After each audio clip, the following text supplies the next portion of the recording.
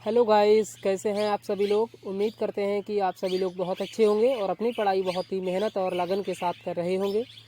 तो गाइस, आज हम अपनी साइंस की क्लास को आगे बढ़ाते हुए आज हम प्रैक्टिस सेट नंबर 3 लेकर आए हैं, जिसमें आपको पता है कि टॉप 50 PYQ क्वेश्चन करवाए जाते हैं।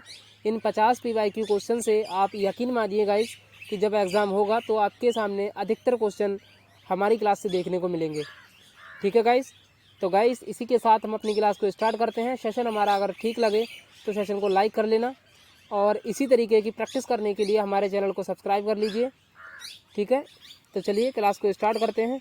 और आपको पता है हम जितने भी क्वेश्चन लेकर आते हैं वो सभी PYQ होते हैं। ठीक है, तो चलिए आज के पहले प्रश्न के साथ क्लास को स्टार्ट करते हैं।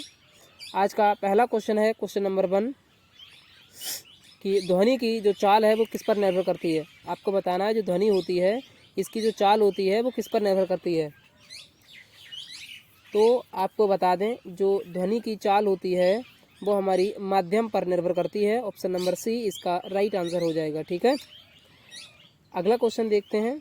अगला क्वेश्चन है क्वेश्चन नंबर 2 कि किस गैस का उपयोग हम गुब्बारे भरने में किया जाता है। जो गुब्बारे होते हैं उनको भरने के लिए हम किस गैस का प्रयोग करते हैं।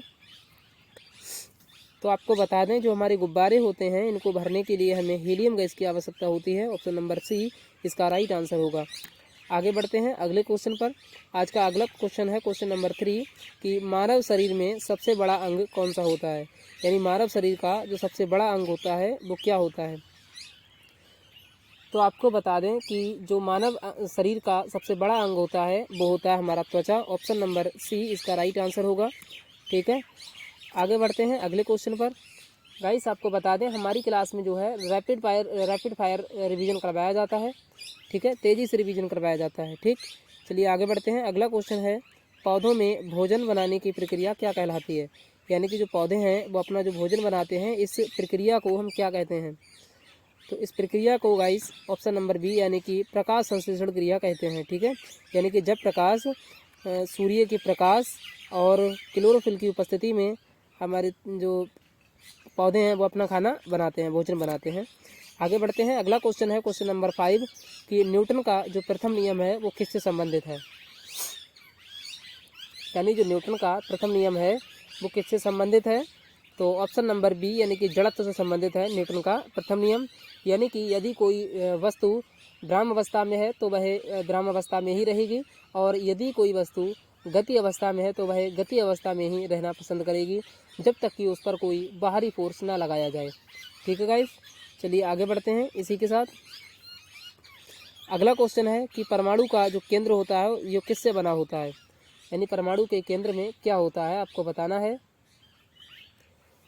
तो गाइस, आपको बता दें कि परमाणु का जो केंद्र होता है इसमें प्रोटॉन और न्यूट्रॉन होते हैं। ठीक है, प्रोटॉन और न्यूट्रॉन हमारे परमाणु के केंद्र में होते हैं। इस तरीके से कुछ परमाणु होता है, इसमें हमारे प्रोटॉन पर प्लस चार्ज और न्यूट्रॉन पर नो चार्ज होता है।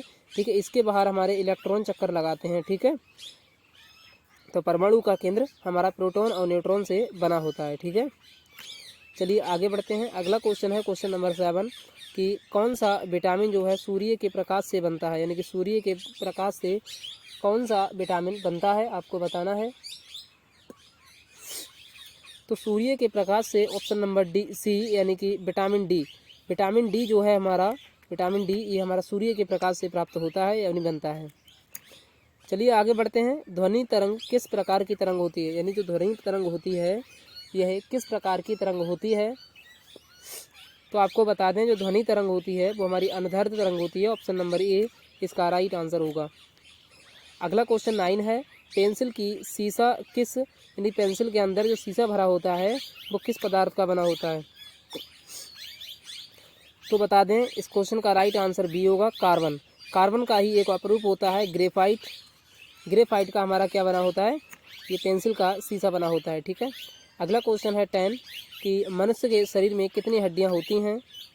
तो ऑप्शन नंबर बी 206 इसका राइट आंसर होगा। अगला क्वेश्चन है दूध से दही बनने में कौन सी क्रिया होती है। यानी जब दूध से दही बनता है तो कौन सी क्रिया होती है। तो इस क्वेश्चन का राइट आंसर ए होगा, रासायनिक क्रिया होती है। यानी जब दूध से दही बनता है तो हमारी रासायनिक क्रिया होती है। ठीक है, चलिए आगे बढ़ते हैं अगले क्वेश्चन पर।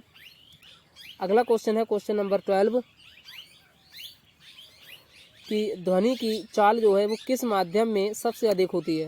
यानी आपको बताना है जो ध्वनि की चाल होती है वो किस माध्यम में सबसे अधिक होती है। तो ठोस में सबसे अधिक होती है, उससे कम होती है द्रव में, और सबसे कम होती है गैस में, ठीक है, और बिल्कुल नहीं होती है निर्वात में, ठीक है। चलिए आगे बढ़ते हैं। जो आज का अगला क्वेश्चन है, आपको बताना है कि जल का जो रासायनिक सूत्र होता है वो क्या होता है। तो जल का रासायनिक सूत्र सबको पता होगा, ऑप्शन नंबर बी H2O होता है, ठीक है। हाइड्रोजन के 2 अणु और ऑक्सीजन का 1 अणु होता है। बिजली के हीटर में कौन सी धातु का तार प्रयोग होता है। यानी जो बिजली का हीटर होता है इसमें कौन सी धातु के तार का प्रयोग होता है। तो इस क्वेश्चन का राइट आंसर होगा option number C nichrome. Nichrome के तार का उपयोग हमारे बिजली के हीटर में किया जाता है, ठीक है। अगला क्वेश्चन है क्वेश्चन नंबर 15 कि कौन सी धातु कमरे के तापमान पर द्रव अवस्था में रहती है। यानी कमरे के ताप पर द्रव अवस्था में रहती है वो कौन सी धातु होती है। तो ऑप्शन नंबर ए यानी कि पारा जो होती है एकमात्र धातु होती है जो द्रव अवस्था में पाई जाती है, ठीक है, और ये कमरे के तापमान पर होती है। अगला क्वेश्चन है किस ग्रह को लाल ग्रह कहते हैं। तो मंगल ग्रह को लाल ग्रह कहते हैं, ऑप्शन नंबर बी इसका राइट आंसर होगा। अगला क्वेश्चन है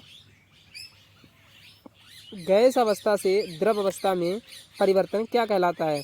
जब कोई वस्तु गैस अवस्था से द्रव अवस्था में आती है तो इस परिवर्तन को क्या कहा जाता है। तो ऑप्शन नंबर बी संघनन कहा जाता है, ठीक है।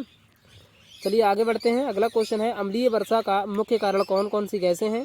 तो NO2 और SO2 मुख्य कारण बनती हैं अम्लीय वर्षा का। अगला क्वेश्चन नंबर 19 है ओजोन परत किसे रोकती है। तो पराबैंगनी किरणों को हमारी ओजोन परत रोकती है, ठीक है, पराबैंगनी किरणों को। अगला क्वेश्चन है सबसे हल्की गैस कौन सी होती है। तो जो सबसे हल्की गैस होती है वो हाइड्रोजन होती है, ऑप्शन नंबर सी इसका राइट आंसर हो जाएगा। अगला क्वेश्चन है क्वेश्चन नंबर 22 कि किस वस्तु का भार किस पर निर्भर करता है। किसी वस्तु का जो भार होता है वो किस पर निर्भर करता है। तो वो द्रव्यमान और त्वरण ठीक है, यानी कि त्वरण पर नहीं करेगा, केवल द्रव्यमान पर करेगा और गुरुत्वाकर्षण बल पर करेगा, ठीक है। तो डी और ए और सी इसका राइट आंसर हो जाएगा, ठीक है। अगला क्वेश्चन है बिजली की जो खोज है वो किसने की थी। तो आपको बता दें कि जो बिजली की खोज की थी वो हमारे बेंजामिन फ्रैंकलिन ने की थी, ऑप्शन नंबर सी इसका राइट आंसर होगा। अगला क्वेश्चन है मानव शरीर में रक्त किस अंग द्वारा पंप किया जाता है। मानव का शरीर जो होता है इसमें रक्त यानी कि जो ब्लड है वो किस अंग के द्वारा पंप किया जाता है। तो इस क्वेश्चन का right answer option number C होगा, हृदय यानी कि हार्ट के द्वारा हमारे जो ब्लड है इसको पंप किया जाता है, ठीक है। अगला क्वेश्चन देखते हैं। अगला क्वेश्चन है कि पौधों में जल का अवशोषण कौन करता है। जो पौधे होते हैं इसमें जल का अवशोषण कौन करता है। तो जल का अवशोषण हमारी जड़ें करती हैं, ऑप्शन नंबर बी इसका राइट आंसर होगा।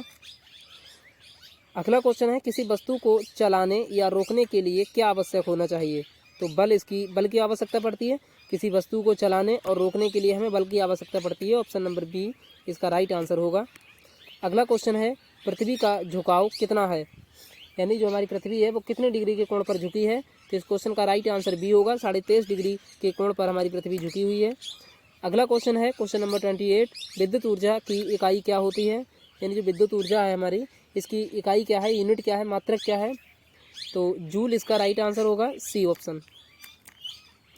अगला क्वेश्चन है पानी का जो क्वथनांक है वो कितना होता है। यानी कि पानी जो है कितने डिग्री सेल्सियस पर उबलने लगता है। तो ऑप्शन नंबर सी यानी कि 100 डिग्री सेल्सियस जो होता है पानी का क्वथनांक होता है, ठीक है। अगला क्वेश्चन है किस गैस से आग बुझाने में सहायता मिलती है। यानी कि आग बुझाने के लिए हम किस गैस का उपयोग करते हैं। तो कार्बन डाइऑक्साइड इस क्वेश्चन का राइट आंसर हो जाएगा, ऑप्शन नंबर बी। अगला क्वेश्चन है हरा पौधा अपना भोजन किससे बनाता है। यानी जो हरे पौधे होते हैं वो अपना भोजन किससे बनाते हैं। तो जल और कार्बन डाइऑक्साइड की आवश्यकता पड़ती है हरे पौधों को, और इसके साथ में सूर्य के प्रकाश की भी ज़रूरत पड़ती है, ठीक है। चलिए आगे बढ़ते हैं। दर्पण में प्रतिबिंब का प्रकार क्या होता है। दर्पण में जो प्रतिबिंब होता है इसका प्रकार क्या होता है। तो आपको पता है जो प्रतिबिंब होता है वो कैसा होता है, आभासी होता है, ऑप्शन नंबर बी इसका राइट आंसर होगा। अगला क्वेश्चन है बर्फ़ पिघलने पर कौन सी प्रक्रिया होती है, यानी जब बर्फ़ पिघलती है तो कौन सी प्रक्रिया होती है। तो जब बर्फ़ पिघलती है तो उसे हम गलन कहते हैं। ऑप्शन नंबर ए इसका राइट आंसर होगा। अगला क्वेश्चन है कि श्वसन में कौन सी गैस ली जाती है, यानी कि जब हम श्वसन करते हैं तो हम कौन सी गैस ग्रहण करते हैं। तो इस क्वेश्चन का राइट आंसर सी होगा, यानी कि ऑक्सीजन गैस ग्रहण करते हैं और कार्बन डाइऑक्साइड एग्जिट करते हैं, यानी कि छोड़ते हैं। अगला क्वेश्चन है प्रकाश की चाल जो है वो निर्वात में कितनी होती है। आपको बताना है कि जो प्रकाश की चाल है वो निर्वात में कितनी होती है।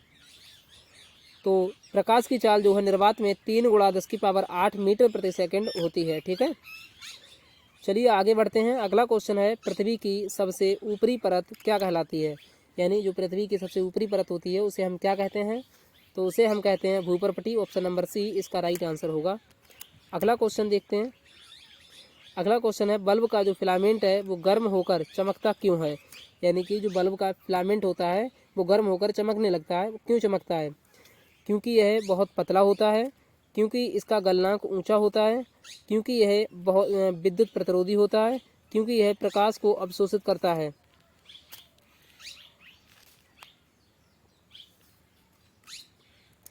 इस क्वेश्चन का राइट आंसर आपको बताना है।